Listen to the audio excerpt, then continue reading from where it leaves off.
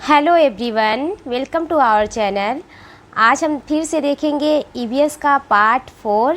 Part 1, 2, 3 करवा चुकी हूँ। आप लोग नहीं देखे हैं तो डिस्क्रिप्शन में लिंक दे दूँगी, आप लोग देख लीजिएगा। और आप लोग प्लीज़ वीडियो पूरा देखिएगा।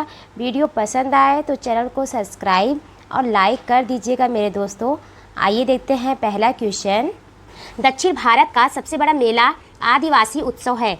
ए है कुंभ मेला, बी है समक्का सरलम्मा जात्रा, सी है खर्ची उत्सव, डी है गंगा जी मेला। तो इसका सही उत्तर हो जाएगा ऑप्शन बी, समक्का सरलम्मा जात्रा।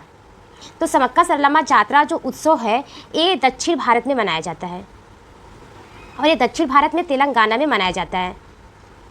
और ये जो उत्सव है वो 4 दिनों तक चलता रहता है। इस चीज़ का आप ध्यान दीजिएगा।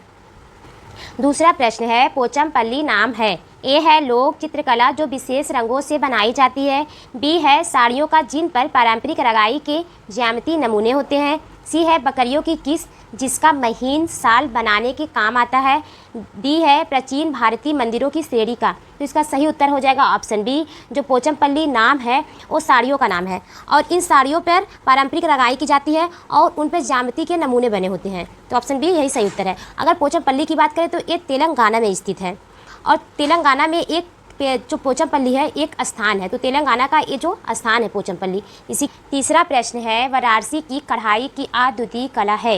ऑप्शन ए है जरदोजी, बी है तोड़ा, सी है फुलकारी, डी है कांधा। तो इसका सही उत्तर हो जाएगा ऑप्शन ए, जरदोजी। तो जरदोजी जो है ये फारसी भाषा का शब्द है और जार का मतलब होता है सोना और दोजी का मतलब होता है कढ़ाई करने के लिए। तो वाराणसी की कढ़ाई की अद्वितीय कला जरदोजी है। चौथा प्रश्न है, अंतरिक्ष की यात्रा के लिए निम्नलिखित में से किसका उपयोग किया जाता है। ऑप्शन ए है एक उपग्रह, बी है एक रॉकेट, सी है एक हवाई जहाज, डी है एक उल्का पिंड। तो इसका सही उत्तर हो जाएगा ऑप्शन बी, एक रॉकेट। पांचवा प्रश्न है, लोग गांव से शहरों और कस्बों की ओर स्थानांतरित होते हैं। ऑप्शन ए है बेहतर स्वच्छता तथा खुली जगह के लिए, बी है बेहतर गुणवत्ता की वायु तथा स्वास्थ्य सुविधाओं के लिए, सी है बेहतर रोजगार के अवसर तथा शैक्षिक सुविधाओं के लिए, डी है बेहतर गुणवत्ता का जल, यहाँ पे का जल है तथा सामाजिक नियमों के लिए। तो इसका सही उत्तर हो जाएगा ऑप्शन सी, बेहतर रोजगार के अवसर तथा शैक्षिक सुविधाओं के लिए। तो जो लोग हैं वो गांव से शहर जा रहे हैं छोड़ के, तो वो इसीलिए जा रहे हैं कि उन्हें रोजगार के अवसर प्राप्त हो जाएं और जो शैक्षिक सुविधाएं हैं वो अच्छी मिल सके, इसलिए ऑप्शन सी सही हो जाएगा। छठवां प्रश्न है, दमन एवं दीव की लोकप्रिय कला एवं शिल्पकारी है। ऑप्शन ए है बाँस की शिल्पकारी, बी है वरली चित्रकारी, सी है पत्थर की शिल्पकारी, डी है कछुए के कवच की शिल्पकारी। तो इसका सही उत्तर हो जाएगा ऑप्शन डी, कछुए के कवच की शिल्पकारी। तो दमन एवं दीव की जो लोकप्रिय कला एवं शिल्पकारी है वो कछुए के कवच की शिल्पकारी है। अगर वरली चित्रकारी की बात करें तो ये महाराष्ट्र का है और ये एग्जाम में बहुत बार आया है और ये जनजातियों द्वारा महाराष्ट्र में बनाई जाती है। सातवां प्रश्न है, योग दिवस के समारोह के उपलक्ष्य में एक ईवीएस का अध्यापक निश्चय करता है कि वह अब 5वीं कक्षा के छात्रों को विश्व योग की राजधानी के भ्रमण पर ले जाएगा, जिसका नाम है, ऑप्शन ए है रानीखेत, बी है ऊटी, सी है ऋषिकेश, डी है गैंगटॉक। तो इसका सही उत्तर हो जाएगा ऑप्शन सी। तो जो टीचर है विश्व योग की राजधानी भ्रमण पर ले जाएंगे छात्रों को और जिसका नाम है ऋषिकेश। ऋषिकेश इसलिए कहा गया है क्योंकि ये आदिकाल में ऋषियों और मुनियों का तप भूमि रहा है, इसीलिए विश्व योग की राजधानी ऋषिकेश है। और अगर विश्व योग दिवस की बात करें तो विश्व योगा दिवस 21 जून को मनाया जाता है, इसका आप ध्यान दीजिएगा।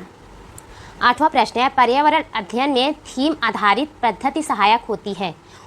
ऑप्शन ए सभी प्रत्यय एवं विषयों को शामिल करने में, बी है पर्यावरण के प्रति संवेदनशीलता विकसित करने में, सी है विद्यार्थी अध्यापक संबंध विकसित करने में, डी है ज्ञान को संपूर्णता अर्जित करने में। तो इसका सही उत्तर हो जाएगा ऑप्शन डी, पर्यावरण अध्ययन थीम आधारित पद्धति सहायक होती है तो वो ज्ञान को संपूर्णता अर्जित करने में सहायक होती है, इसलिए ऑप्शन डी सही उत्तर हो जाएगा।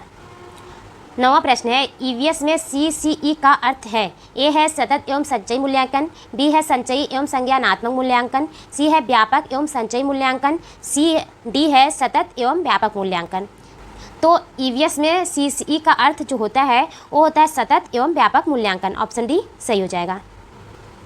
10वां प्रश्न है, अध्ययन में सम प्रत्यय के रूप में पर्यावरण सम्मिलित करता है। ऑप्शन ए है भौतिक पर्यावरण और जैविक पर्यावरण। ऑप्शन बी है जैविक पर्यावरण, भौतिक पर्यावरण, सामाजिक सांस्कृतिक पर्यावरण।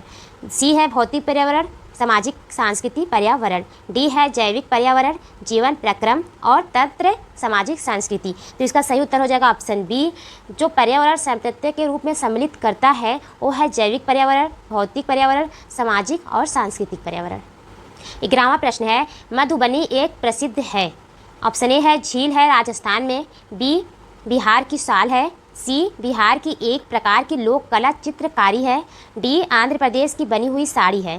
तो इसका सही उत्तर हो जाएगा ऑप्शन सी। जो मधुबनी है वो प्रसिद्ध है बिहार में और वो बिहार की एक प्रकार की लोक कला चित्रकारी है। तो मधुबनी जो है वो एक चित्रकारी है और ये बिहार में मधुबनी नाम का स्थान है, उसी नाम से ये जाना जाता है। 12वां प्रश्न है, जब विद्यार्थी विषय क्या तैरता है क्या डूब जाता है ने दिए गए क्रियाकलाप को संचालित करते हैं तब उन्हें जिन कौशलों का विकास होता है वह है। ऑप्शन ए है प्रेक्षण, खोज, चर्चा करना, बी है साक्षात्कार करना, प्रश्न करना, सहयोग, सी है प्रेक्षण, अभिलेखन, विश्लेषण, डी है व्याख्या करना, चर्चा करना, न्याय एवं समानता से संबंध। तो इसका सही उत्तर हो जाएगा ऑप्शन सी, प्रेक्षण, अभिलेखन और विश्लेषण। तो प्रेक्षण का मतलब होता है अवलोकन करना भी, ठीक है। तो जो विद्यार्थी हैं, प्रश्न यही है कि वह एक विषय, तो विद्यार्थियों का जो एक विषय है उसमें है क्या तैरता है क्या डूब जाता है। तो विद्यार्थी क्या तैरता है क्या डूब जाता है इसके क्रियाकलाप का संचालित करते हैं, तो उनके जो कौशल का विकास होता है वह क्या दिखा रहा है, तो वह प्रेक्षण, अभिलेखन और विश्लेषण दिखा रहा है और प्रेक्षण का मतलब अवलोकन होता है। 13वां प्रश्न है, ईबीएस की पाठ्य पुस्तक उद्देशित है। ए है बाल केंद्रित, बी है शिक्षक केंद्रित, सी है विषय केंद्रित, यहाँ पे केंद्रित है, डी है व्याख्या केंद्रित। तो इसका सही उत्तर हो जाएगा ऑप्शन ए, बाल केंद्रित। तो जो ईबीएस का पाठ्य पुस्तक है वो उद्देश्य यही है उसका कि जो बच्चों को पढ़ाया जाए वो उनकी बाल केंद्रित शिक्षा होनी चाहिए, ना कि शिक्षक केंद्रित या विषय केंद्रित या फिर व्याख्या केंद्रित होना चाहिए। ऑप्शन ए सही उत्तर हो जाएगा, बाल केंद्रित। नेक्स्ट प्रश्न है, मच्छर प्रायः हमें परेशान करते हैं, अंधेरे में भी हमें ढूंढ लेते हैं। ऑप्शन ए है हमारे सांसों के कंपनों द्वारा, बी है सांस द्वारा छोड़ी गई वायु की गर्मी से, सी है सांस द्वारा छोड़ी गई वायु की गंध के द्वारा, डी है पैरों के तलुओं की गंध और हमारे शरीर की गर्मी से। तो इसका सही उत्तर हो जाएगा ऑप्शन डी। तो जो मच्छर हैं हम जब सोए रहते हैं तो वो हमें परेशान करते हैं, वो अंधेरे में वो हमें ढूंढ लेते हैं। तो प्रश्न यही है कि कैसे ढूंढ लेते हैं, तो वो जो हमारा पैर है उसके तलुओं की गंध के द्वारा। तो पैर के जो तलवा है उसमें गंध निकलती है, उसी के द्वारा मच्छर हमें ढूंढ लेते हैं और जो हमारे शरीर में गर्मी निकलती है उसी के द्वारा। ऑप्शन डी सही उत्तर हो जाएगा।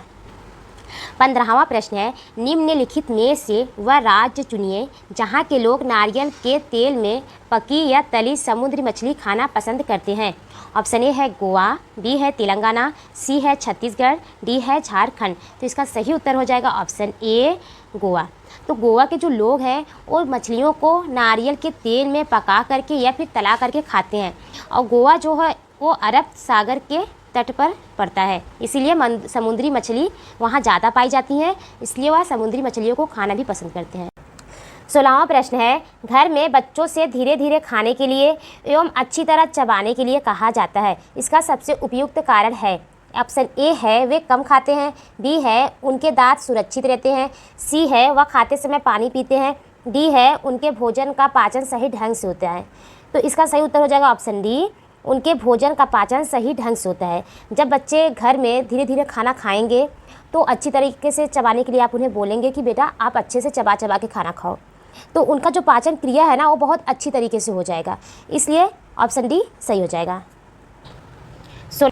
17वां प्रश्न है, विद्यार्थियों को अधिगम प्रक्रिया में सक्रिय भाग लेने के लिए प्रोत्साहित किया जाता है जिससे उन्हें प्रक्रिया कौशलों का विकास होता है जो उन्हें जीवन में मदद करेगा। ऐसा विचार किस पर निर्भर है। ऑप्शन ए है खोज उपागम पर, ऐसा नहीं है, यहाँ पे खोज वाली जैसी कोई बातें नहीं है। बी है अन्वेषण विधि पर, ऐसा भी नहीं है कि अन्वेषण जैसी कोई बात इसमें की गई हो। सी है संप्रत्यात्मक उपागम पर, ऐसा भी नहीं है। डी है अनुभवात्मक अधिगम पर। तो ऑप्शन डी ही सही उत्तर होगा, क्योंकि जब बच्चे जो है वो किसी अधिगम में भाग लेंगे और वो प्रोत्साहित होंगे तो उनके कौशलों का विकास होगा, ठीक है। तो उन्हें जो जीवन में मदद करेगा तो किस पर मदद करेगा, अनुभव के द्वारा ही उन पर मदद करेगा, इसलिए ऑप्शन डी सही हो जाएगा, अनुभवात्मक अधिगम पर। 18वां प्रश्न है, 6 महीने से भी अधिक समय तक अंतरिक्ष में रहने वाली प्रथम भारतीय महिला हैं।